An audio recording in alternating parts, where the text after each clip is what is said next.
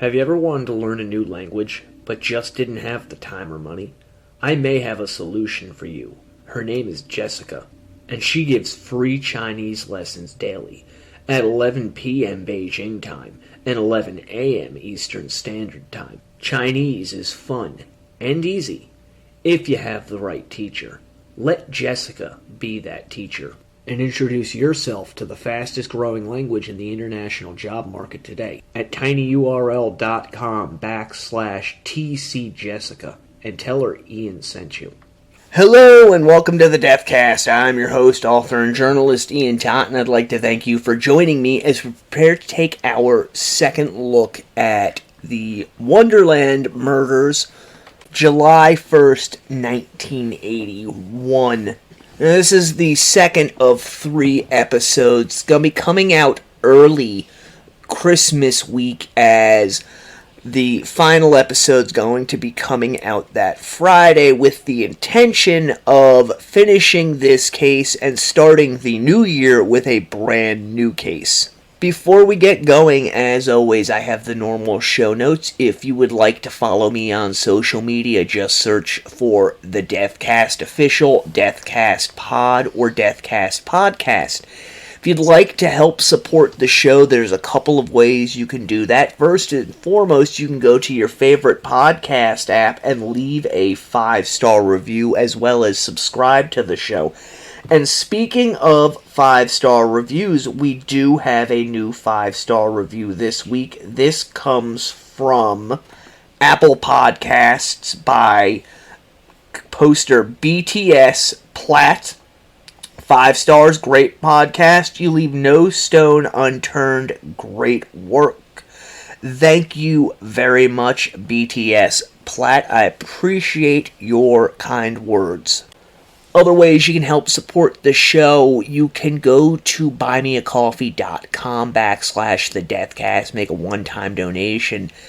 And lastly, you can go to tinyurl.com/dcast Patreon, and for as little as $2.99 a month, you can become a Patreon member, where you can get access to exclusive content as well as early drop shows.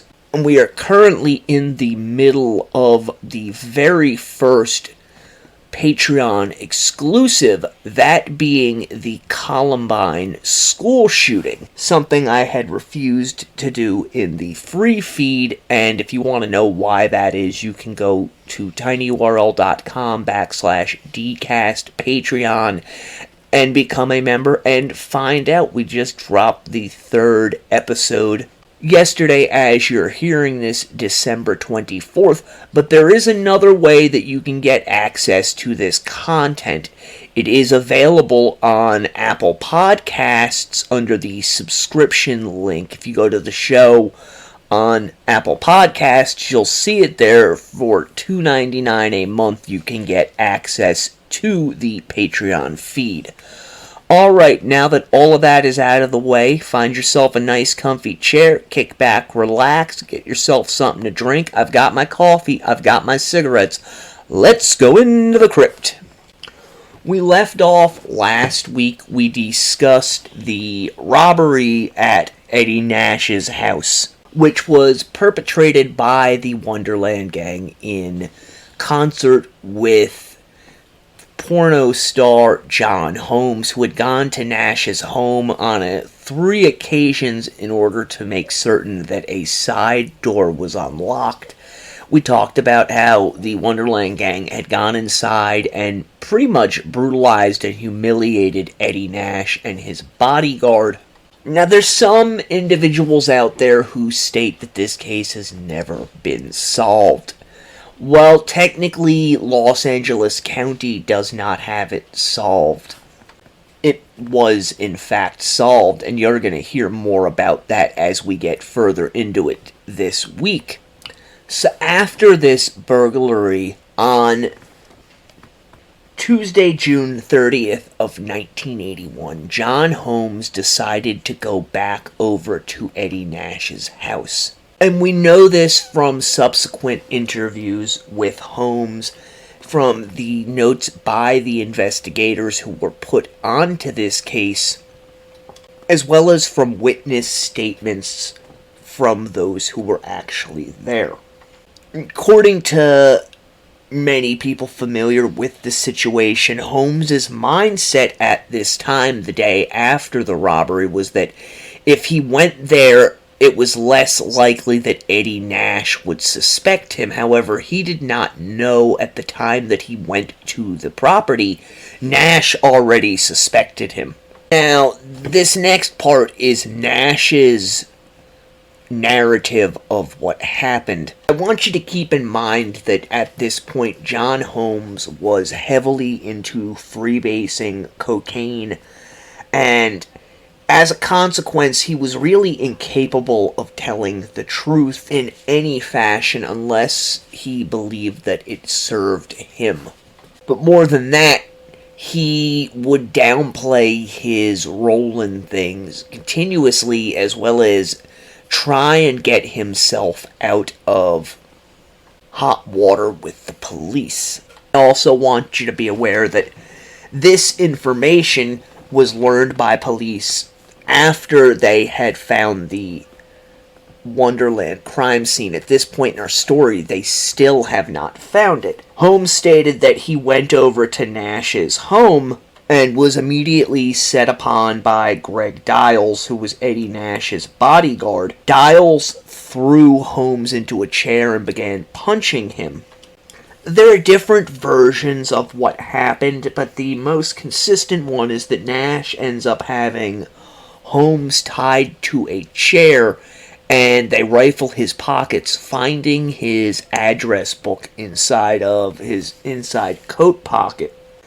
Again, this is according to Holmes. Upon finding this, Nash let it be known that if Holmes was not forthcoming with the information that he wanted, then Nash would have Holmes's family killed. Yes, this is coming from the unreliable lips of John Holmes, but there actually was a witness to this, or rather, I should say, an ear witness to this, in the form of Scott Thorson, who was the entertainer Liberace's boyfriend.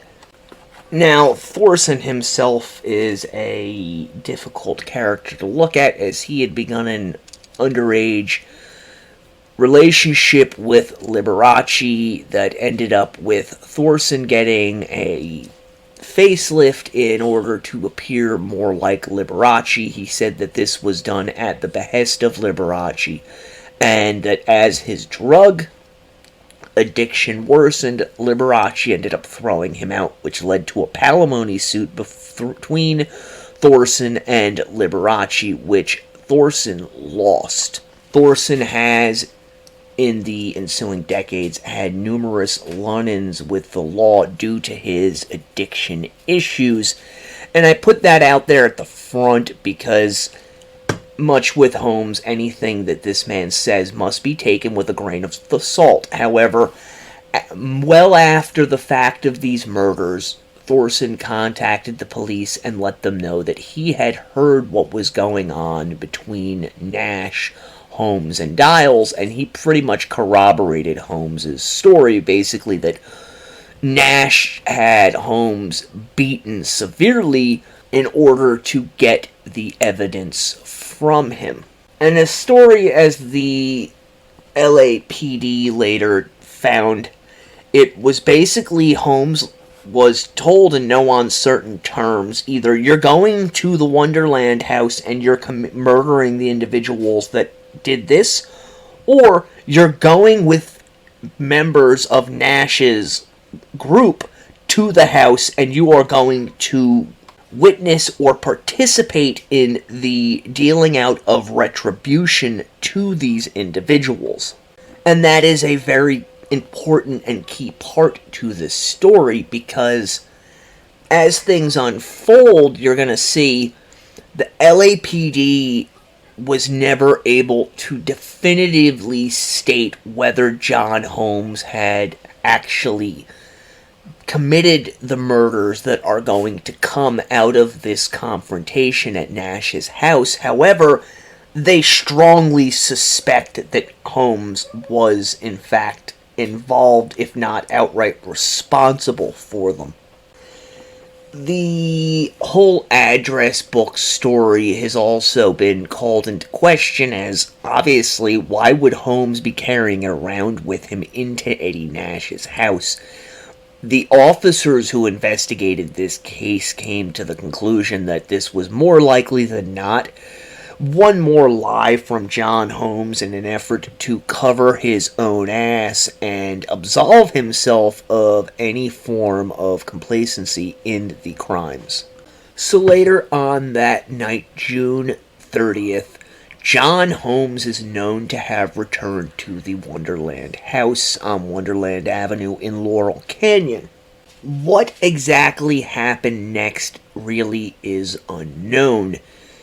Some sources state that John Holmes let individuals into the house, others that John Holmes left the electronic gate that was attached to a buzzer inside of the house open ajar so that individuals could come inside of the home. Given that this was an extremely active site for the sale of narcotics, I am more inclined to believe that Holmes buzzed the individuals who came over to the home that morning into the house. While all of this is going on at Eddie Nash's home, David Lind is preparing himself to return to the Sacramento area because he has a court appearance later that day. So Lind ends up leaving, and other people come and go throughout the day. Eventually, Holmes shows up at the Wonderland house. An interesting piece of information many people don't know about this case is that both the Los Angeles County Sheriff's Department as well as the police department had been aware of the Wonderland house for quite some period of time. Specifically that it was a known distribution center for narcotics. And that on the night of June 30th, they actually sent a group of detectives over there to perform a stakeout and keep the house under surveillance. However, after a number of hours when they noticed no suspicious activities, these officers end up leaving. What ends up happening is that at some point in the early morning hours of July 1st, a group of unknown individuals entered the Wonderland house through the electronic gate, came inside, and starting from the downstairs began to assault the individuals inside of the residence. And I want to be very clear here, this wasn't a standard assault. It was later determined at the coroner's autopsy of the bodies that lengths of styrated pipe had been used.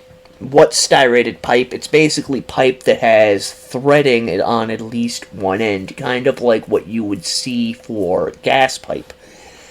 And going into the home, these individuals began to beat the individuals where they lay sleeping, starting on the downstairs floor before making their way upstairs. Now, this next piece of information comes from the statements of Susan Launius, who is the sole survivor of the Wonderland murders. According to Susan, she was dreaming and she thought that she heard a knock on the door in her dream, followed by another knock, and then another. She stated that she felt herself being moved around in this dream as these knocks became louder and louder, and that in her mind, these knocks had a metallic sound to them. Next, she recalls seeing a cloud of red mist blowing across her vision, and the sound of the knocking becoming clearer and clearer as pain lances through her entire body. She next recalls seeing a length of pipe being held by a figure who was in the shadows. And around her she can hear noises, someone asking where an individual with the beard is, a television, footsteps on the stairs. She attempted to call out to someone and was unable to. She recalls choking on her own blood and rolling over onto her side, vomiting blood from her lungs, which were filling with it. Susan recalls passing out again, and someone striking her husband who had been lying in the bed next to her. Words floated to her again, hit him again. Susan stated that she opened her eyes and saw the image of a man striking her husband with this length of pipe before passing out again. There were more voices after this, and then nothing until sunlight was coming into the room. Susan recalled drifting in and out of this fog-like area, off and on, until later she hears a voice say, "Oh man, this bitch is gonna die anyway. Grab the shit and get out of here." And Susan blacked out again, until she eventually wakes up in the hospital. All around her was a scene of carnage, which we're going to get to in a minute. Hell breaks out in the house on Wonderland Drive, and then everything is still. Later, when police entered the house, they found that Barbara Richardson, who was David Lynn's girlfriend, had been asleep on the couch and had been hit with such force that she was thrown to the floor, at which point they continued to beat her. It was noted later that there were no defensive wounds on her body. Either while this was going on or after killing Barbara, the attackers moved upstairs where they found the bedroom of Billy Deverell and Joy Miller. Now, Joy was asleep on the bed, and Billy was in the midst of a heroin-induced nod, watching television. Police did discover that there were defensive wounds on Billy's body. From what the police were able to put together later, Billy leapt from the bed after hearing what was going on out downstairs, while Joy had begun to rise from the bed, and she never made it any further. Police later said that Joy was beaten so viciously that she was unrecognizable. As for Ron and Susan, they were attacked in their bed and beaten severely. One very interesting, important aspect of this case is that later on, after the police arrive, they find a palm print on the ornate metal railing of the headboard above the Launius's bed. And this palm print ends up belonging to John Holmes. After much investigation, the police came to the conclusion that Ron loathed John Holmes, and John Holmes was deathly afraid of Ron. There was also some severe resentment there as well. And because of this, none who knew either party believed that Ron would ever have allowed John Holmes into his bedroom. And the police, reenacting the crime, came to the conclusion that John Holmes had been... The way his palm print was found on this metal railing was indicative of someone standing there using the headboard as a means to steady themselves as they struck down on something below them, and they believed that it was actually John Holmes who had either full-on killed Ron Launius, or at least had beaten him with the length of pipe. Whether he had done this of his own volition or was instructed to by Nash's people is unknown. I like to believe that John Holmes, well, he may have been coerced into doing it, specifically chose to strike Ron Launius because of how Ron had treated him, the way Holmes felt about the man, and the fact that he was continuously humiliated by members of the Wonderland gang. After murdering the occupants of Wonderland, the house was ransacked, specifically of the items that were taken from Eddie Nash's home, but also of anything else of value that they could find. It's known that immediately following the murders, John Holmes fled the area and actually headed to Glendale, where his wife Sharon lived. And here's where things with the Wonderland crime really start to get murky.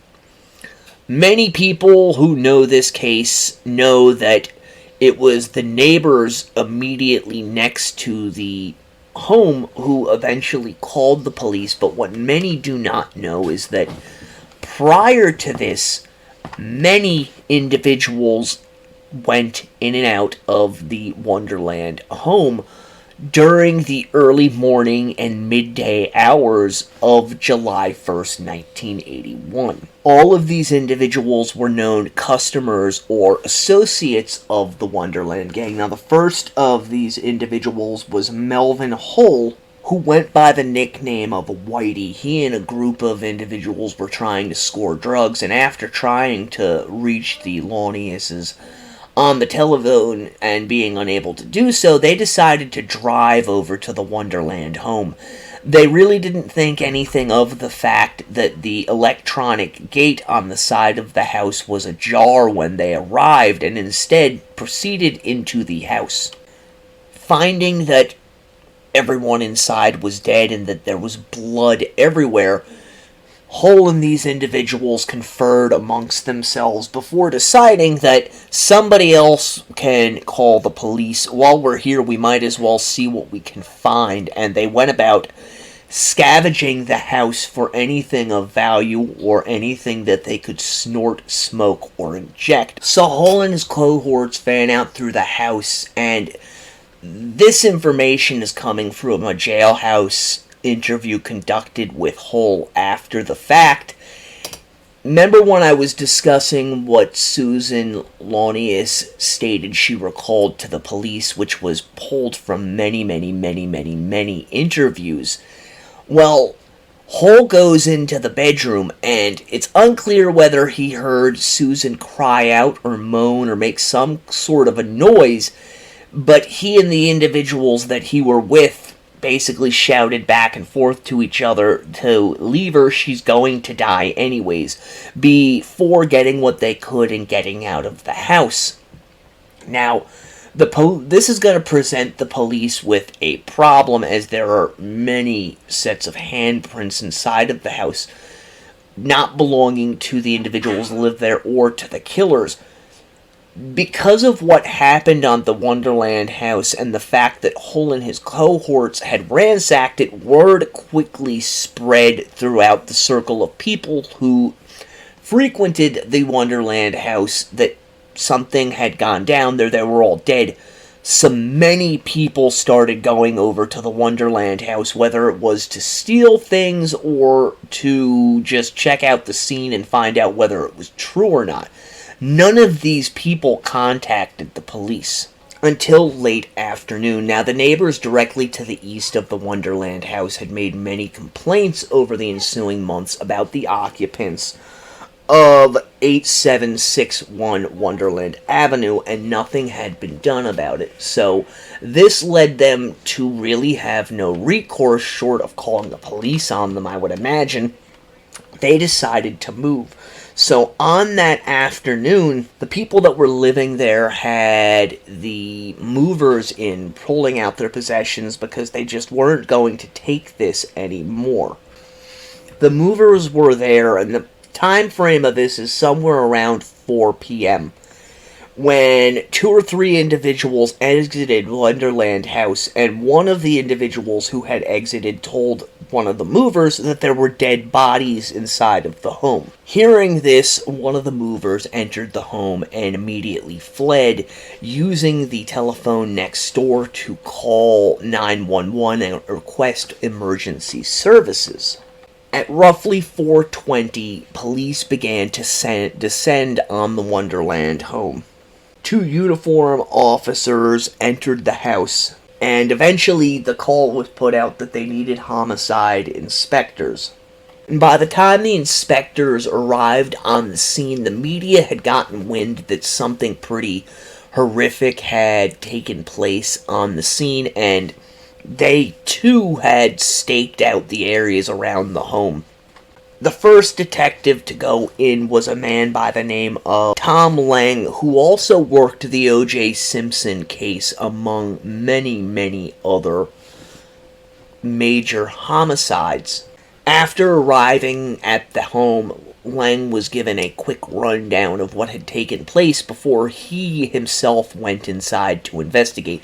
Now, Lang and his partner ended up being the lead detectives on this crime, and it is from them that we know the information that we do.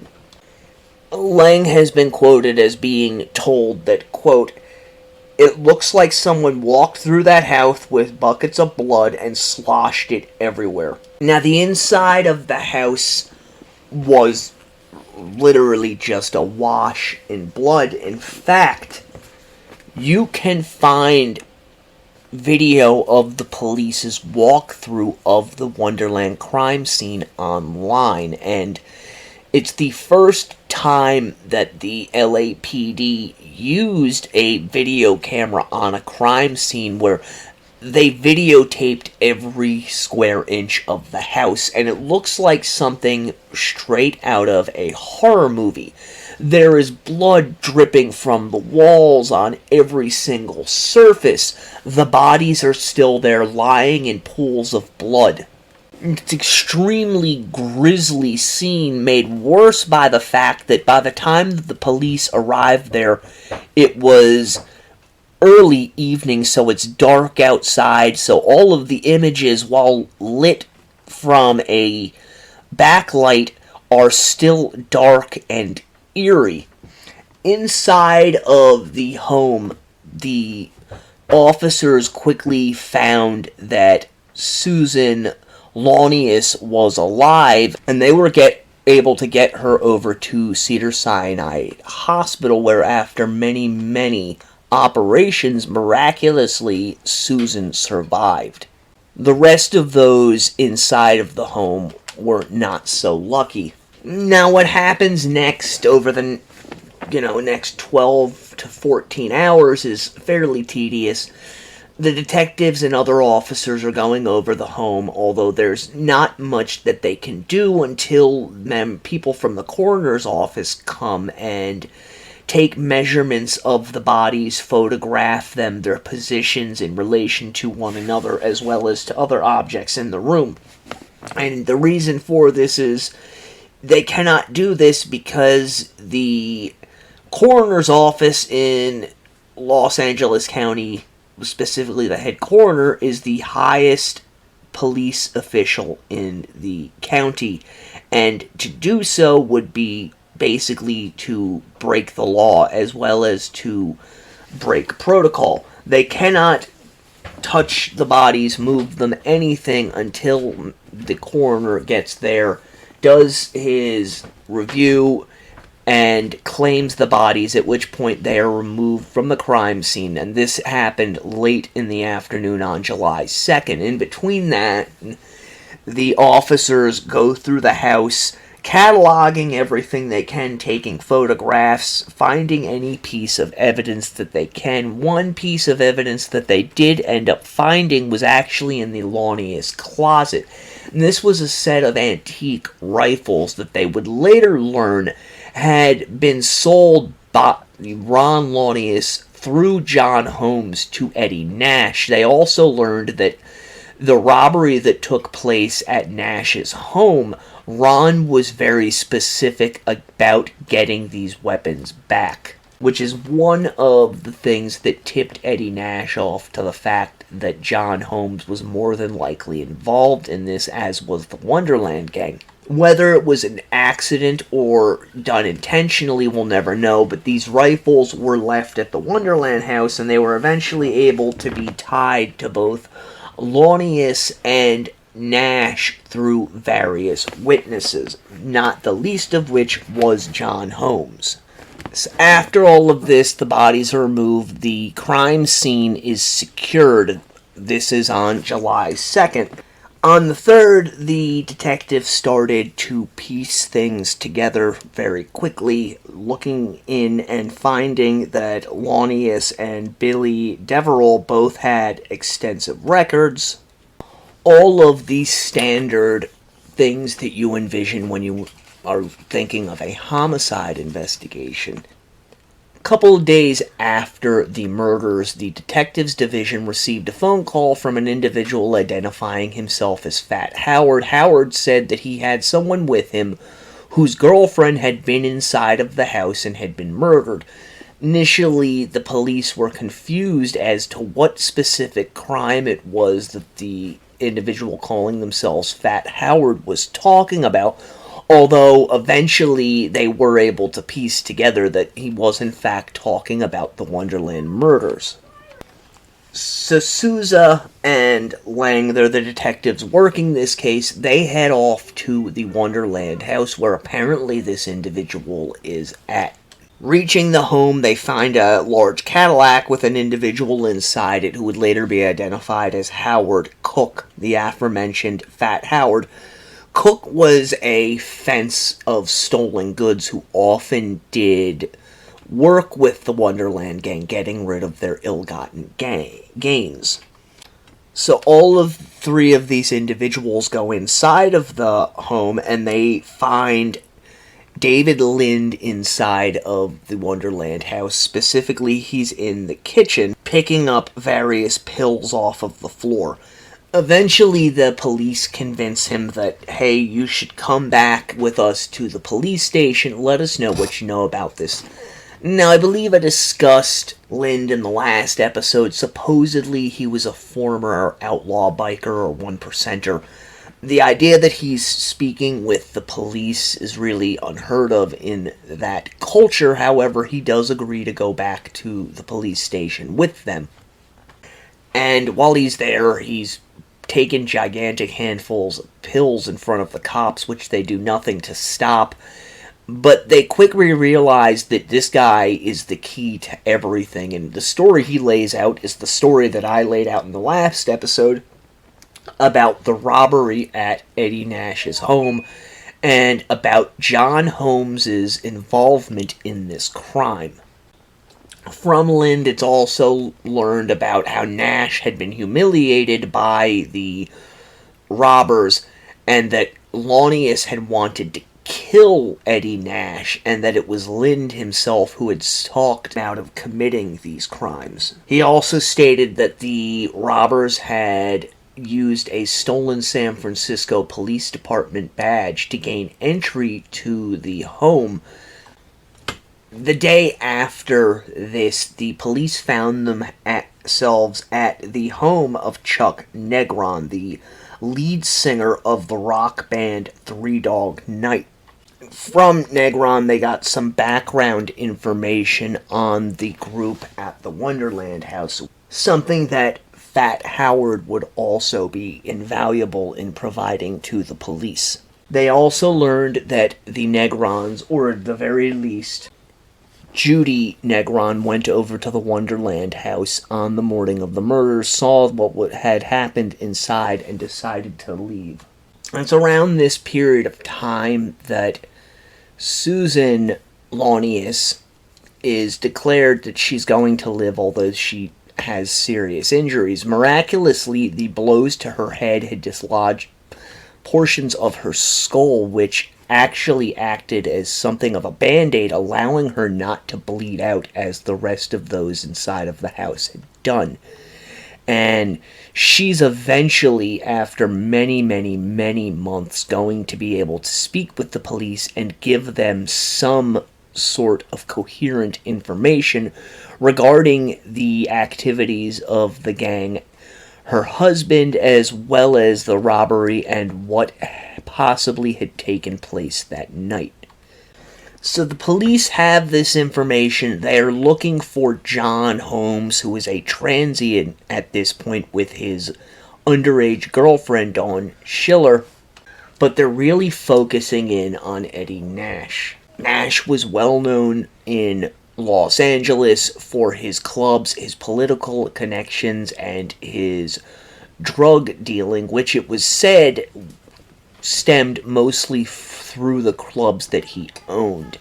Now, they knew they would never be able to get Nash to admit to anything. They also knew that it would be very difficult to get a judge to sign off on a search warrant of Nash based on the statements of convicted felons and drug addicts and dealers.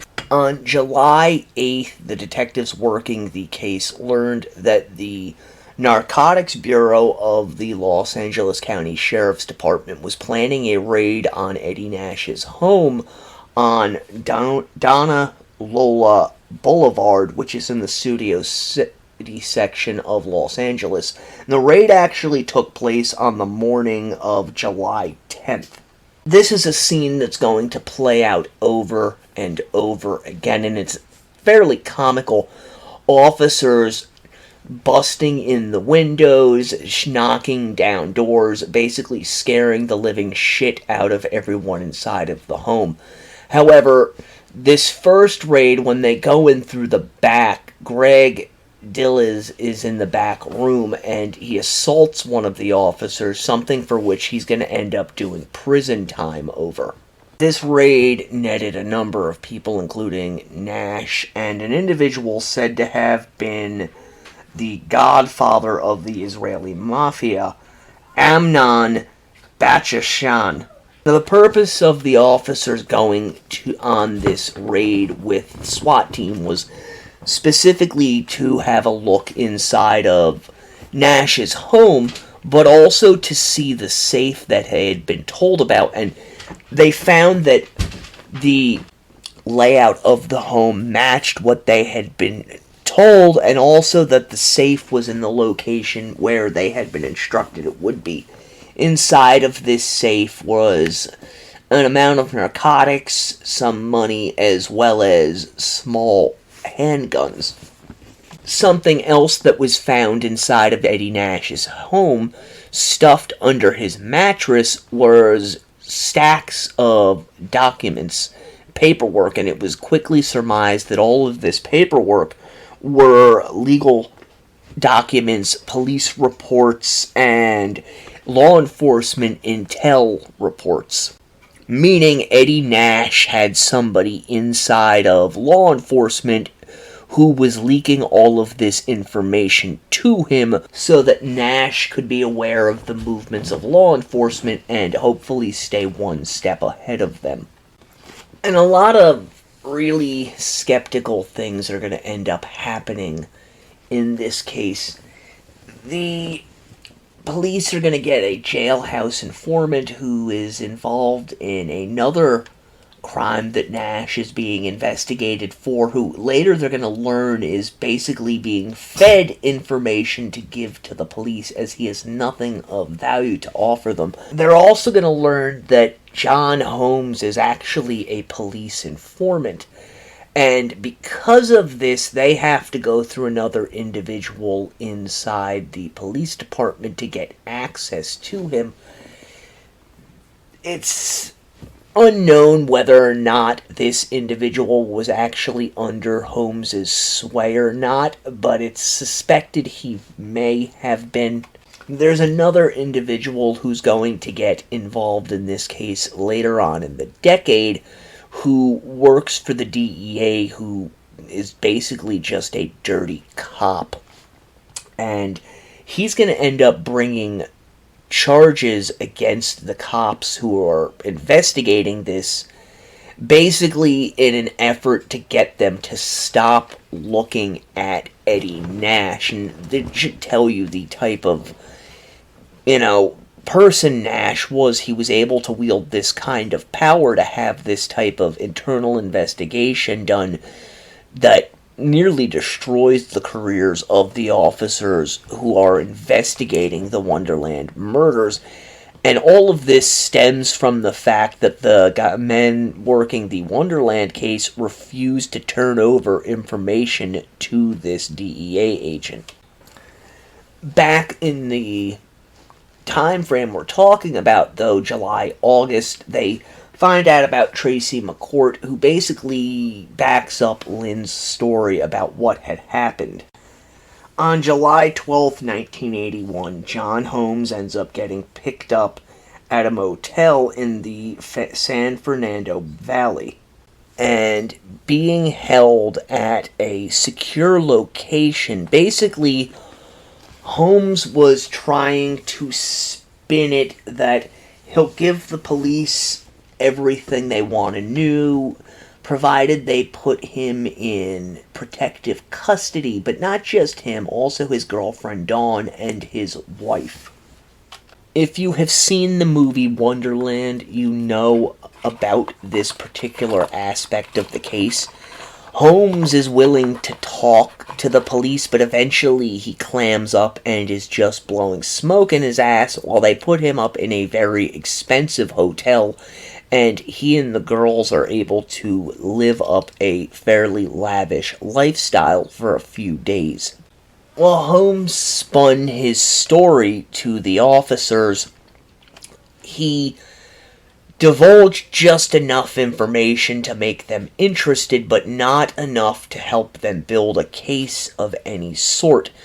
An example is the fact that John Holmes refused to name any names involved in the murders, not even Nash. Eventually, after Holmes's wife Sharon leaves, the other two are released.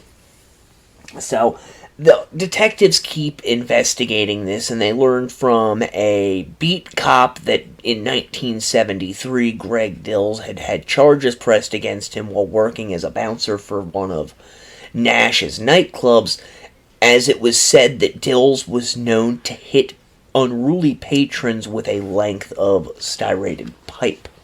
By mid-July, the police had learned from a neighbor of Nash that an individual believed to have been Dills had come to their home and requested to use the telephone, as someone had broken into the home and assaulted everyone inside, handcuffing them and cutting the telephone lines, which further proved to the police that this story of this robbery at Nash's home was indeed true. It's also known that this individual came back and spoke to the occupants of this home and let them know that if the police came around asking anything, it would be appreciated if they said nothing.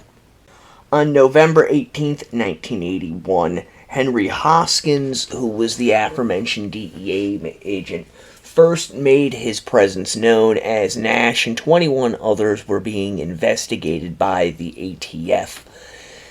As I stated, once it became apparent that the officers were not going to cooperate with him, Hoskins became quite hostile towards them, and both of them got the sense that something was not right with Hoskins. Specifically, these charges were for an arson for hire. The detectives pretty quickly found out that there was a lot more to Eddie Nash than just what was on the surface. They discovered that an individual who was on the Los Angeles County Fire Commission was also Eddie Nash's lawyer, and that this could be a direct conflict of interest in Nash's forthcoming trial. When the mayor of Los Angeles was asked about this apparent conflict of interest between the two men, he responded that there was, in fact, no conflict of interest present. This bit of information is important, as Nash is really going to cause problems for everyone involved in this case because he doesn't play by anyone's rules other than his own. This is just the first obvious sign of that. As the year winds on, the LAPD really ramps up its surveillance of Eddie Nash, not only because of his suspected connections to these murders, but also because of the obvious, his involvement in the city's burgeoning cocaine trade. Nash was raided again on November 25th, 1981. Eventually, they're going to end up putting out a wanted poster for John Holmes, and I'm going to read it here in its entirety. Wanted, John Curtis Holmes, male, white, age 37, 6 foot tall, 145 pounds, brown hair and blue eyes, driving a 1970 Chevy Malibu, two-door, faded blue, felony warrant number A028750, charging 1 count each, grand theft and receiving stolen property. L.A. Superior Court, Santa Monica, California, LASO. Fugitive handling, subject last observed on 8/13/81 at the San Fernando Valley Inn, a motel located at 10911 Ventura Boulevard, Studio City, frequents motels along Ventura Boulevard, possibly armed with unknown type handgun.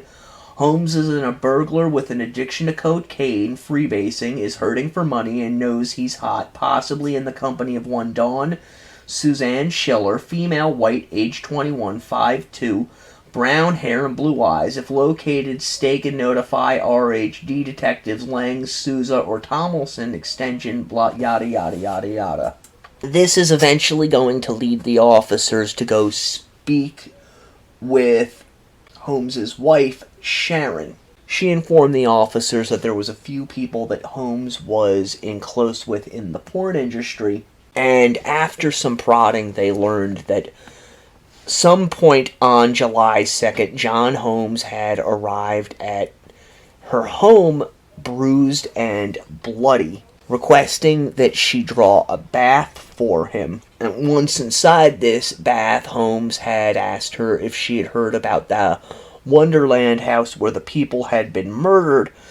Sharon also stated that she could tell that Holmes was scared and extremely upset. Eventually, the police would come to believe that she probably knew more information than she was giving, but that there was a childhood sweetheart-type love between the two of them, even though the marriage had soured, and that Sharon was not going to give any information that would directly implicate John Holmes in these murders. They also came to believe that she had, more likely than not, mistaken her dates, placing the time of the visit more likely than not on July 1st. As far as the case itself, the officers had already decided that they were going to be charging John Holmes with 4 counts of murder and 1 count of attempted murder, were they ever able to locate him. Now, eventually, the police get a tip that Holmes is up in the Pendleton, Oregon area, and that Dawn Schiller also had relatives up in that general area. They quickly deduced that that is more likely than not where the couple is hiding out, and officers from the LAPD end up going up there to try and find Holmes and Schiller.